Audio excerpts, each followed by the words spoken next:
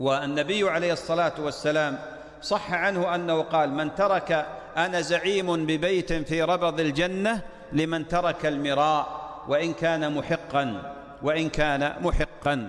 والمعنى بأن المسلم يبتعد عن المراء بالباطل، والله جل وعلا يقول: فمن فرض فيهن الحج فلا رفث ولا فسوق ولا جدال في الحج.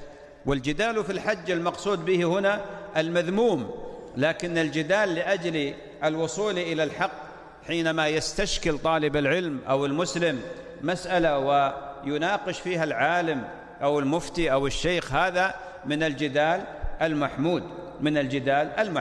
وهذه القضية في واقع الأمر تحتاج منا أن نشير إلى ما يحصل بين طلبة العلم، وللأسف الشديد من هذا النوع من الجدال المذموم والمماراة القبيحة الحاصلة لأجل الغلبة ولأجل إظهار القوة وقوة العارضة وغير ذلك مما هو ظاهر. وهذه ليست وليدة الساعة، وإنما نادى عليها العلماء منذ قديم الزمان، ذكروها وتكلموا عنها، ووجدت في أناس سعوا إلى مثل هذا النوع من الجدال لأجل إظهار قوة العارضة، ولأجل إظهار قوة الأدلة التي يمتلكها. حتى إن بعض الناس يذهب فيقرأ في مسألة ويحضر لها ثم يفاجئ بها قرناءه مثلا، ويرميها كما ترمى القنبلة،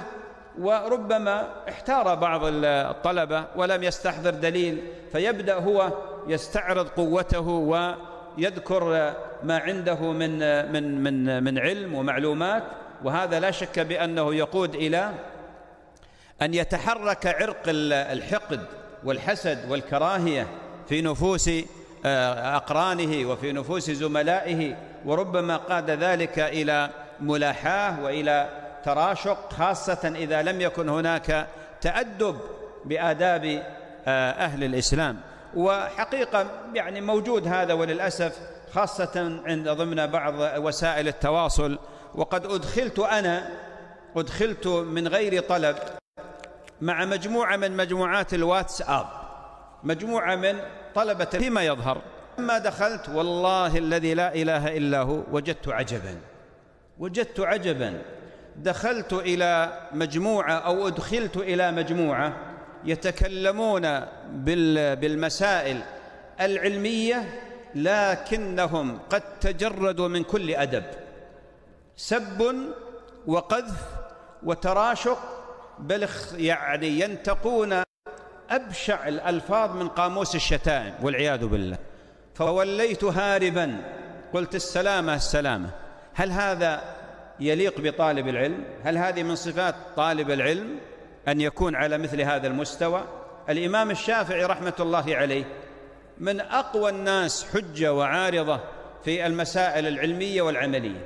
طبعا ذكرت أنا قبل الأذان ما يحصل بين طلبة العلم من التراشق والتلاحي والمراء، الشيء الذي حقيقة يؤسف ويؤلم، وهذا إن دل على شيء فإنما يدل على عدم التربية الصحيحة. لكن هذا لا يعني ولا يفهم منه أن لا يكون هناك نقاش أو جدال بين طلبة العلم في المسائل العلمية، لأن هذا يزيد من قوة طالب العلم، وأيضا النقاش والحوار يغذي العقول، وأيضا يجعل هناك ثمرة، وأيضا يطلع طالب العلم على كثير من الأجوبة للاستشكالات التي تحصل له. لكن هذا يكون بأدب، ويكون بتواضع، ويكون أيضا بنية طلب الحق، يريد الحق ولا غرضه المفاخرة أو الكبر أو استعراض ما عند الإنسان. وطالب العلم دائما متواضع لله عز وجل ولعباد الله سبحانه وتعالى، ولذلك الله عز وجل قال: كذلك كنتم من قبل فمن الله عليكم. هذه قاعدة عظيمة يجعلها الإنسان في حياته، سواء في باب العبادة أو في باب العلم، فلا يتفاخر على خلق الله ولا يتعالى على الناس، وإنما يتواضع. يقول جل وعلا: وما أوتيتم من العلم إلا إلا قليلا. فإذا دخل في نقاش ودخل في حوار ودخل في مجادلة عليه أن ينوي النية الطيبة والخالصة لله عز وجل الاستفادة والإفادة، كذلك ينوي بأن يريد الحق سواء ظهر على لسانه أو على لسان خصمه مثلا. هذا كله مما ينبغي أن يستحضره قبل أن يلج.